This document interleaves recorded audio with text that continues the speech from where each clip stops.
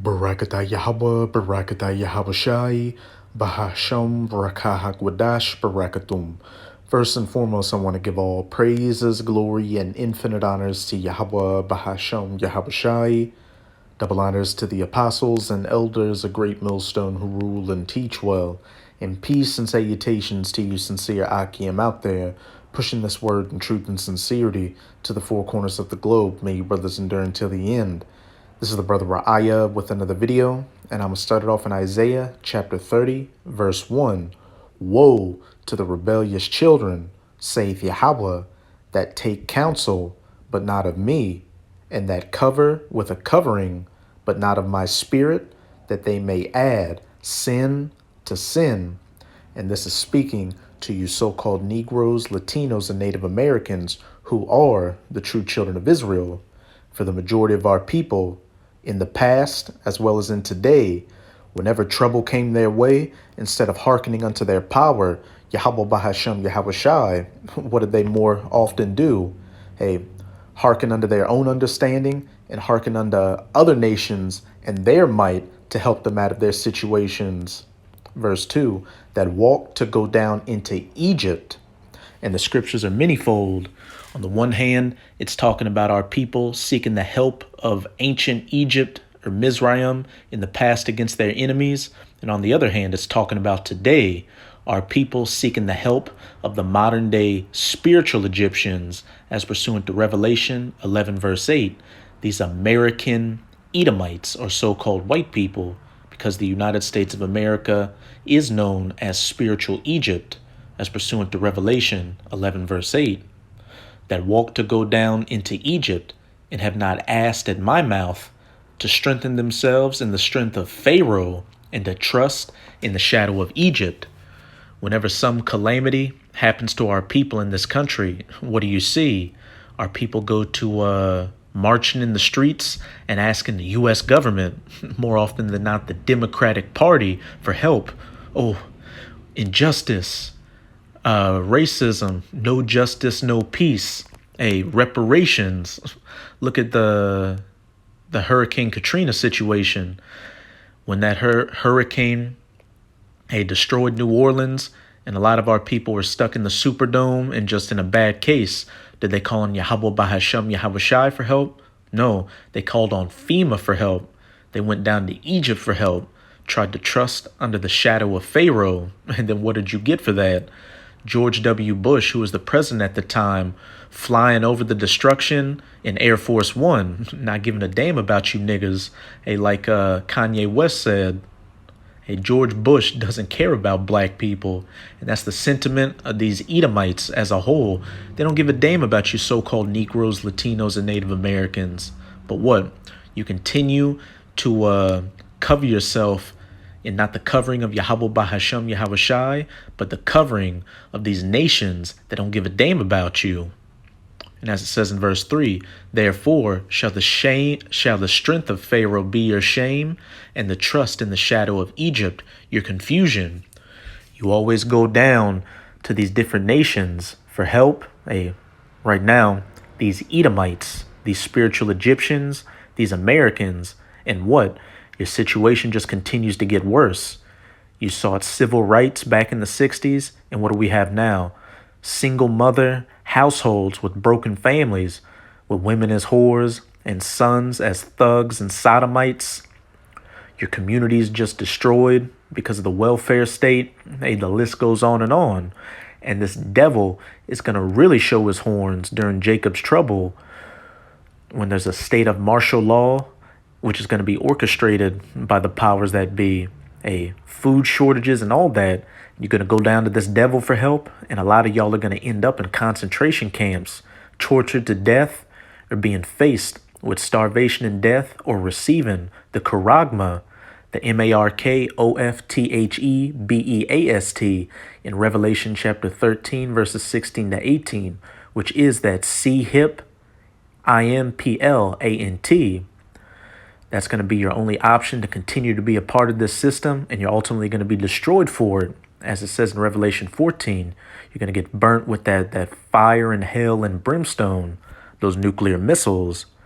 But I opened up the video with these verses to preface an article on RT.com titled, Oklahoma Judge Tosses Race Reparations Lawsuit. 3 survivors of the 1921 Tulsa race riots attempted to hold the city responsible for 100 years of lost income. Hey, this is just another example of our people going down to Egypt for help, covering themselves in the shadow of Pharaoh instead of the shadow of Yahweh Bahashem Yahweh Shai. And look what happened as we're about to read. The 3 remaining survivors of the Tulsa race riots back in the early 20th century, still trying to find some kind of recompense for those horrors they went through. And the judge tossed the case out of court. And given that these are older Israelites, and, you know, they could have heard something about so-called black people being Israelites, but, you know, they too old to understand that. So, you know, you can give them that, like, you know, they believe in the American way and the system, and they're trying to find some kind of recompense. But again, ultimately, no recompense was given to them. Hey, they trusted in the shadow of Egypt and Pharaoh for help, and it became a shame unto them, confusion unto them. And these older Jakes are just an example of what you middle-aged and younger Jakes all the way until today. Whenever anything bad happens to you, what do? You go down to Esau for help, spiritual Egypt, the American government for help, for justice and peace and equality. And what? You continually get spitting in your face. And these democratic Edomites, you know, might try to throw you a bone here or there, or say they're trying to do something good for you. But what? You ultimately end up in a worse case. And this is just a, you know, further indication that the American dream is not for us. This place, America, was never meant to be our rest. It was a place of chastisement, punishment, for us going off from following after the ways and the laws, statutes, and commandments of our power, Yahweh Bahashem Yahweh Shai.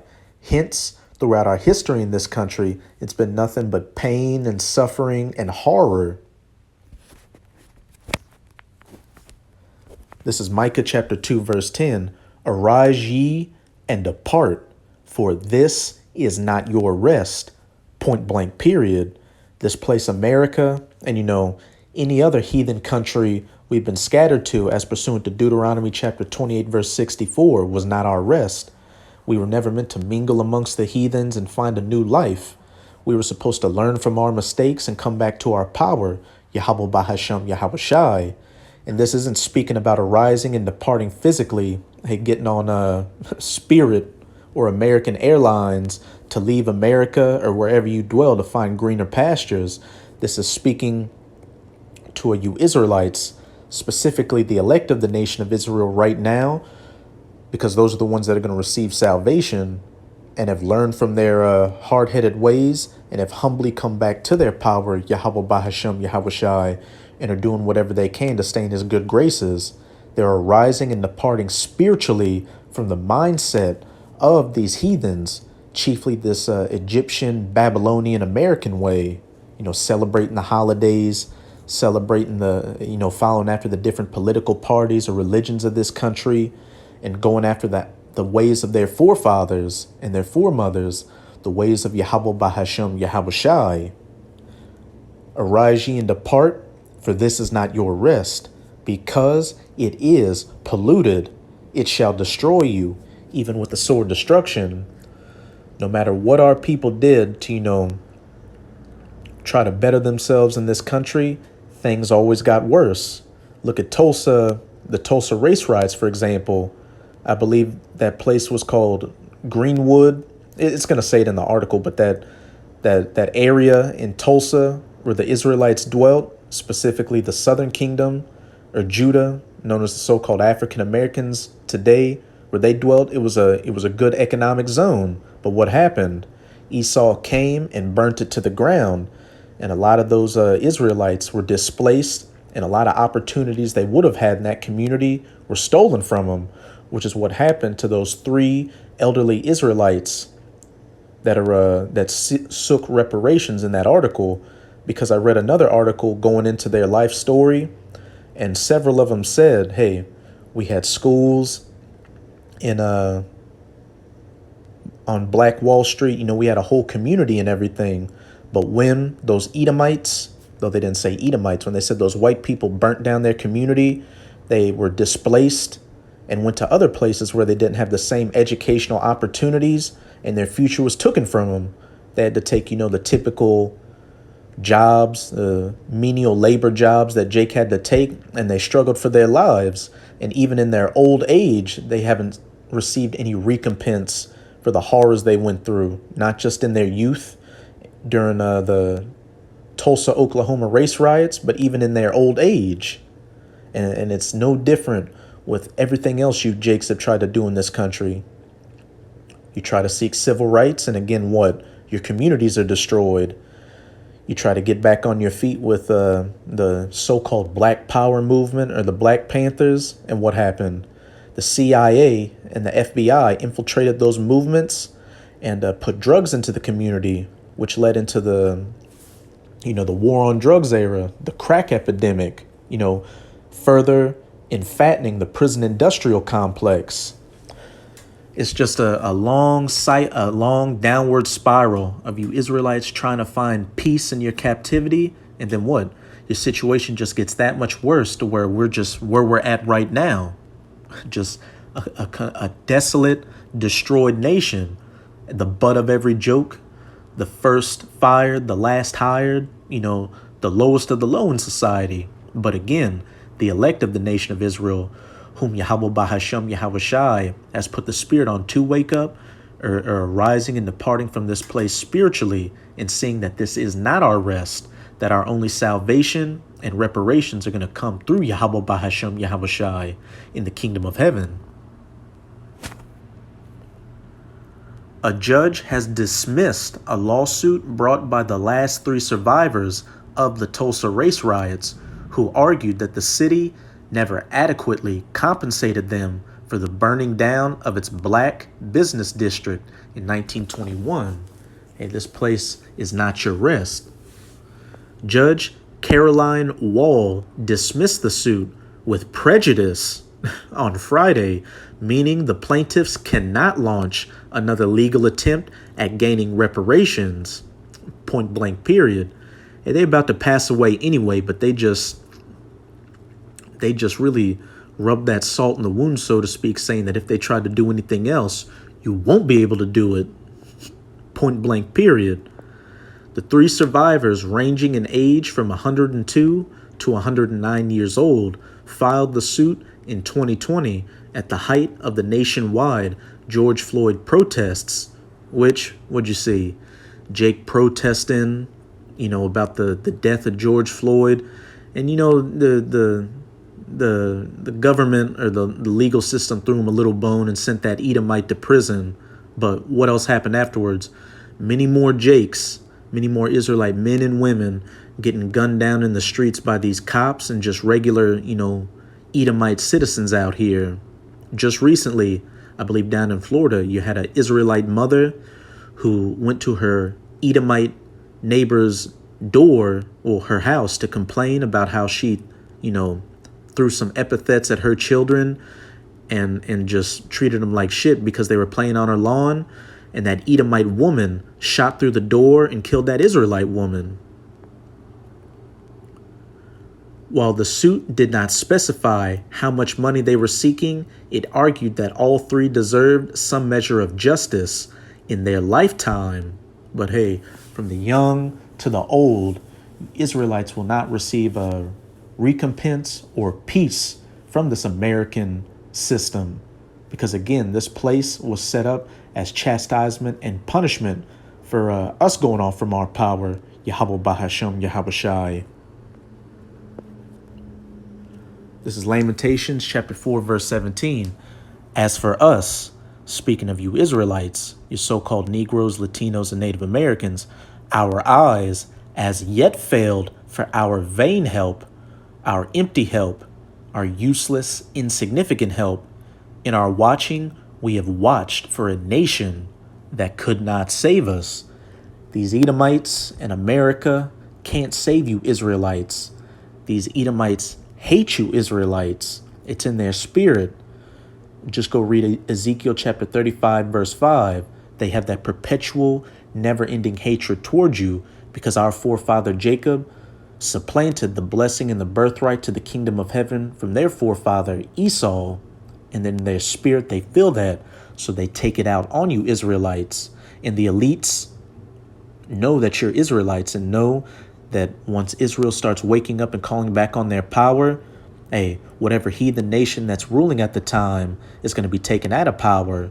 So they do whatever they can to take you away from your power. They say you're black, Latino, Mexican, Native American, and they push what? Feminism on you, democracy, and black and hip hop and thug culture on you.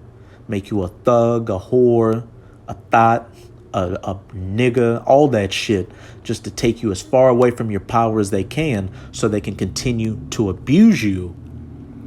And again, in our watching, we have watched for a nation that could not save us. And you've gone down to Egypt for help, going under the shadow of Pharaoh. But what? That shall be your shame and your confusion. Even in their old age, those Israelites couldn't find any bit of peace or restitution for the horrors they went through in their childhood and that they've lived through for their entire lives. This is Isaiah chapter 47, verse 6, and I got it on BibleHub.com because I want to read some of the different translations of it. This is the King James version first. I was wroth with my people and have polluted mine inheritance and given them into thine hand. Since we went off from our power, Yahweh Bahasham Yahawashi, we were given into the hands of you Edomites, and you ruled over us with rigor and with violence, with just iniquity, madness, and thou didst shew them no mercy. Just look at the history of our people in America. Not an ounce of mercy shown, and any little thing you tried to do for us, something else just happened that made our situation here just that much worse. Upon the ancient hast thou very heavily laid thy yoke. Even the elderly of our people didn't receive any mercy. Back during slavery, the elderly were working. And look at today, you've got elderly Jakes working in crippling, horrific health, just being treated like a young Israelite would be treated. Let's get some more translations of it. I'll get the New Living Translation. For I was angry with my chosen people and punished them by letting them fall into your hands. And never forget that, Esau. You didn't take us down because you were a more powerful nation than us. The Most High allowed you to rule over us, just like he's going to allow us to rule over you. Well, it's prophesied for us to ultimately rule over you, but I'm getting a little tongue-tied, but you Edomites only ever ruled over us because the Most High allowed it, and it was a part of prophecy.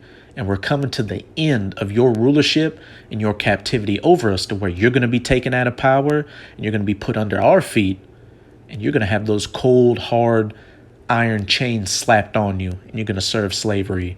Read Jeremiah 30, verse 16, or Revelation chapter 13, verses 9 to 10. But you, Babylon, which is another name also for the United States of America, Babylon the Great, the virgin daughter of Babylon, the mother of harlots in Revelation chapter 17, showed them no mercy. You oppressed even the elderly. I'm going to go down to the contemporary English version. I was angry with my people, so I let you take their land and bring disgrace on them. Hey, even though America wasn't our land, through rape, robbery, and murder, you took this land from the so-called Native Americans who were of the northern kingdom of the nation of Israel, the tribe of Gad, as well as the tribe of Reuben, who are known as the Seminole Indians. And we can't forget what you other European Edomites did in Central and South America to the other tribes of the northern kingdom. And then with the Holy Land right now, you've got those Amalekite Edomites, those small hats over there posing as us. You shewed them no mercy, but were especially cruel to those who were old. I was angry with my people. This is the Good News translation. I treated them as no longer mine. I put them in your power, and you shewed them no mercy. Even the aged you treated harshly. Here's a perfect example of it in what we're reading about. You've got the last 3 survivors of the Tulsa race riots seeking some form of compensation and restitution for their entire lives being destroyed by the Tulsa race riots. And the judge not only dismissed their case and threw it out, but put measures in place to where they could never bring that suit ever again. Judge Caroline Wall dismissed the suit with prejudice on Friday, meaning the plaintiffs cannot launch another legal attempt at gaining reparations. Citing Oklahoma's public nuisance laws, the survivors' lawyers argued that city authorities and insurance companies never paid back enough money to rebuild Tulsa's black business district following the 1921 riot, resulting in social and economic inequalities that persist to this day. And I would say go and look up the stories of Hugh Van Ellis Sr., Leslie Benningfield Randall, and Viola Fletcher. And you'll find articles where they talk about how since they were displaced back then, they weren't given the same opportunities they would have had if they were still in Tulsa, Oklahoma on Black Wall Street, and their lives were forever changed by it. They had harder lives because of it. Wall's order stated that the survivors had not identified a legally cognizable remedy and that the issue of reparations was for politicians and not courts to decide. So with this article, you get the point. Just another clear example of this place not being our rest and the shame and confusion that comes to our people when they go down to anybody else but Yahweh Bahashem Yahweh Shai for help. And when you Israelites, the wicked of our people, 2/3 in the United States of America, the majority, go down to Esau again for help during Jacob's trouble, you're going to be punished and destroyed for it, along with these Edomites and other heathens in the United States of America, when Yahweh Bahashem Yahweh Shai judges this entire country and wipes it off the face of the earth with 200 million nuclear missiles. But now I'm going to close it out in Isaiah chapter 31. I'm going to read verses 1-3. Woe or destruction to them that go down to Egypt for help, and stay on horses, and trust in chariots because they are many, and in horsemen because they are very strong. But they look not unto the Holy One of Israel, neither seek Yahweh. For the majority of our people, they go down to America, Esau, Edom for help when anything bad happens to them. Because what? America is looked at as the beacon of freedom in the world, the American dream, the land of the free and the home of the brave, where justice and all that, justice and peace in the American way takes place. They've got the U.S. dollar as the reserve world currency, and the U.S. military is never going to go down. But as it says, woe unto you that go down to Egypt for help. For you seeking the love of your enemies, you're going to go down with your enemies, because America is going down contrary to popular belief. The U.S. dollar is using its world reserve currency. The U.S. economy is on the verge of collapse. The U.S. military is spread thin. Like I just said, this place is ultimately going to be wiped off the face of the earth by those nuclear missiles, which is going to turn it into the biblical lake of fire from sea to shining sea, and then a desolate, uninhabitable wasteland afterwards.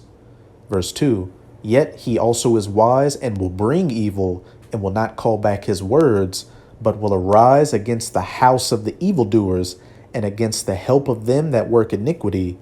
Now the Egyptians, these American Edomites, are men and not the Most High, and their horses flesh and not spirit. The Most High set up these Edomites in America to oppress you Israelites. But you look at these Edomites in America as the standard, as your salvation. You sought that vain help from a nation that could not save you. And as it's about to say, when Yahweh shall stretch out his hand to judge this place, both he that helpeth shall fall, and he that is hoping shall fall down, and they shall all fail together, as it says in Proverbs, though hand join in hand, the wicked shall not go unpunished. These Edomites are going down, and you Israelites that cleave unto the system and try to uphold it along with these Edomites are going down with it. Point blank, period. So that's it with this lesson. With this lesson, I hope you sincere Akim and Akwath were edified. Just keep strong. We're almost out of this final wicked captivity of the heathen nations, chiefly of the Edomites, primarily in America. And as always, I'm going to say Abad Babal, Kwam Yasharallah, and until next time, Shalom.